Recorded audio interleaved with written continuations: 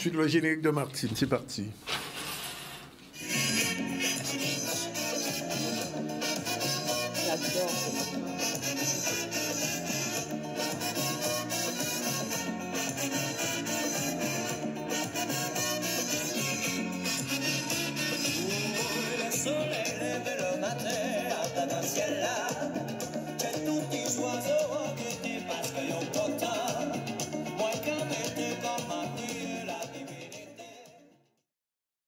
Vos succès aussi. Voilà, il est exactement 13h48. Martine, vous avez 12 minutes tout dire. C'est parti. C'est parti. Oui. 1, 2, 3, 4, go. Oui. Eh bien, bonjour téléspectateurs, bonjour aux auditeurs, bonjour aux fan clubs, bonjour à vous tous qui êtes là et qui suivez avec passion le ZCL News avec Danick aux manettes et puis maintenant avec Martine, la CSM, la culture selon Martine.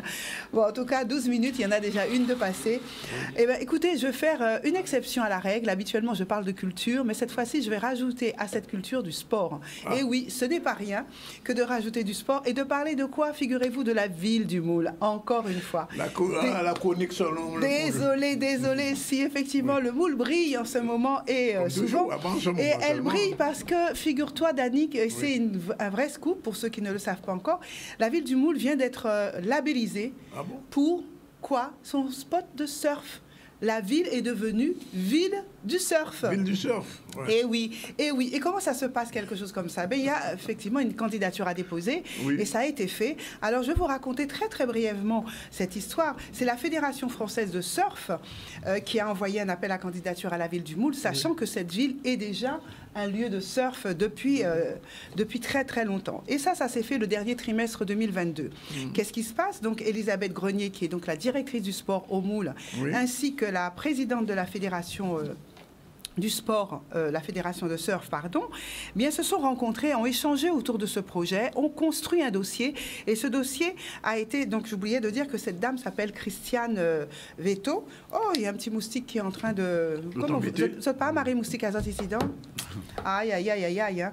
Enfin, donc ces deux personnes se sont réunies et ont travaillé pour pouvoir faire avancer ce dossier et il se trouve que la ville du Moule répondait déjà à énormément de critères qui étaient indispensables à l'octroi de ce label.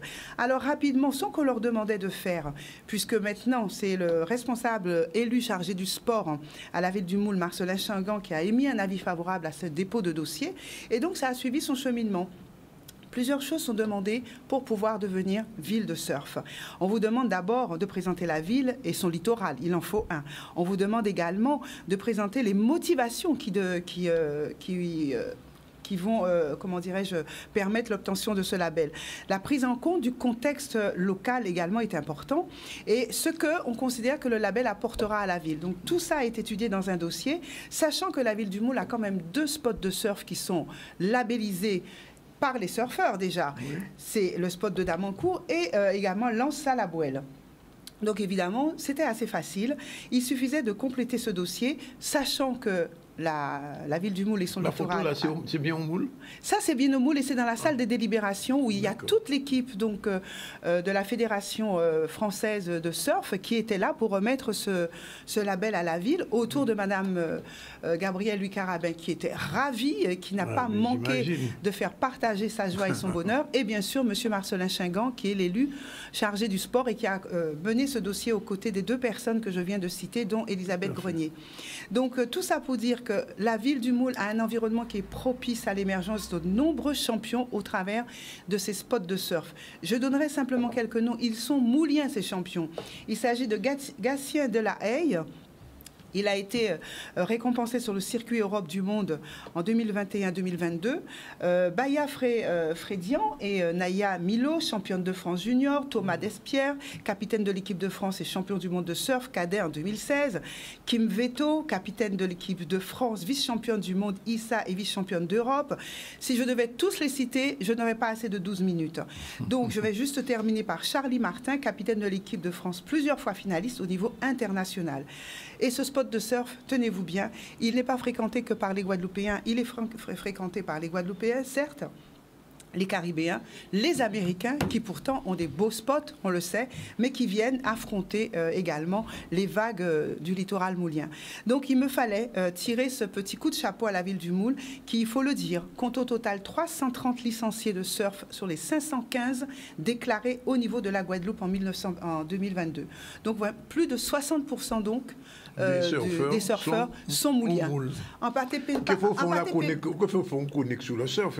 Mais oui, je vais faire. Le surf selon Martine. Le surf selon Martine. Donc voilà, je voulais vous dire ça. Donc n'hésitez pas si vous êtes surfeur. En plus, 4 clubs existent au Moule. Donc je ne peux pas tous les nommer. Mais il faut savoir que maintenant, la ville du Moule est la première ville à la fois guadeloupéenne et caribéenne à avoir le label de surf. Ampatepe pas dit ça, quand même. Allez, un petit agenda rapide sur les minutes qui me restent. Ce mercredi 22 mars, à la médiathèque Caraïbes et la médiathèque du Palais de la Culture de Félix Proto, vous propose, donc c'est aux Abîmes, une conférence qui s'appelle « Naissance d'une paysannerie libre dans la Guadeloupe post-esclavagiste ». Et là, on nous donne l'exemple des grands fonds de la Grande Terre par Georges Lawson Body. C'est une entrée libre, donc il n'y a aucun souci, vous pouvez vous y rendre. Et c'est ce mercredi 22 à 18h30, c'est tout à l'heure. Samedi 25 mars, pièce de théâtre de Gertie Archimède. Ça s'est déjà tenu, hein, cette pièce de théâtre.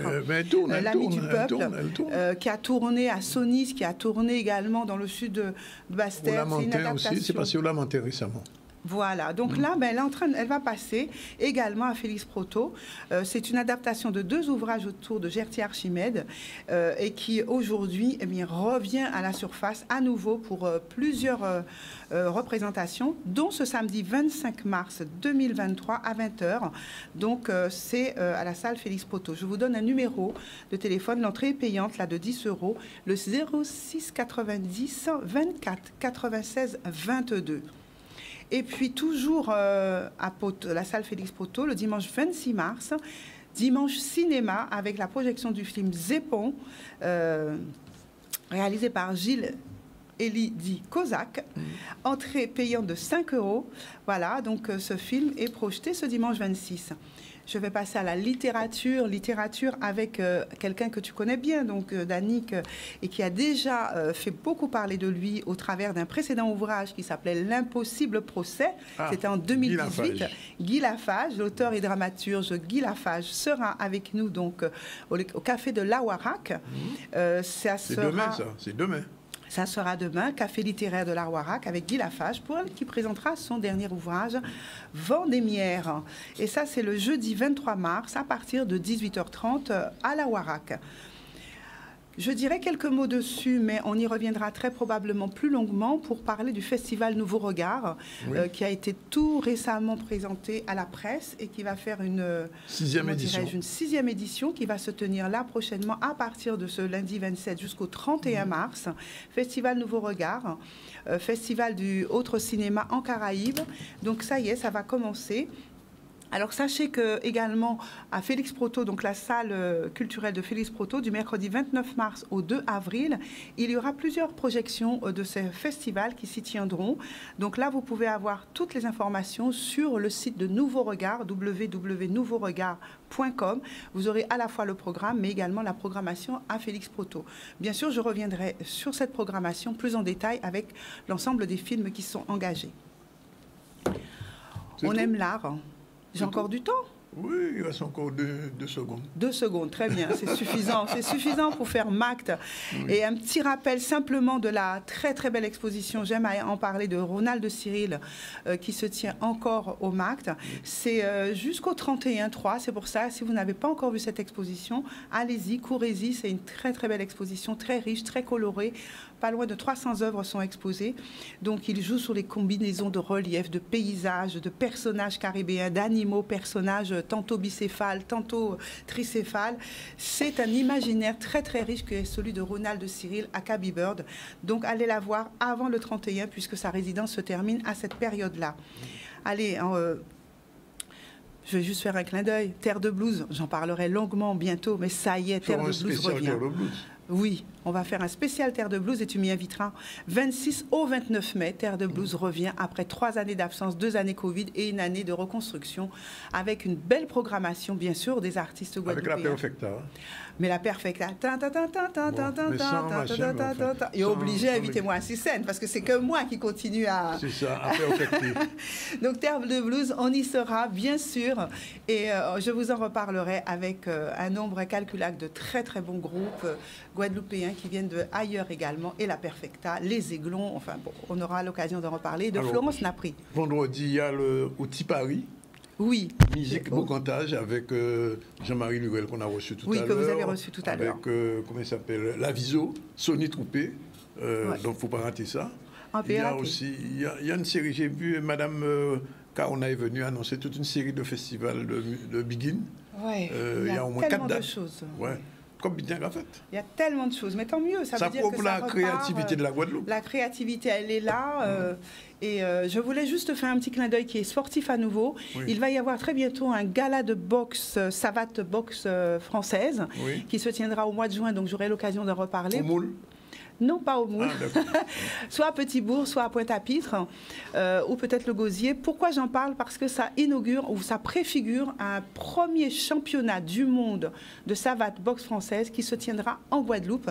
Et donc, il y aura plusieurs galas. Et là, actuellement, en Guadeloupe, il y a toute une délégation française de la Fédération nationale de savate boxe française qui sont en ce moment en Guadeloupe et qui viennent présenter ce championnat. T'as sûr qu'on était au Mini-Martin?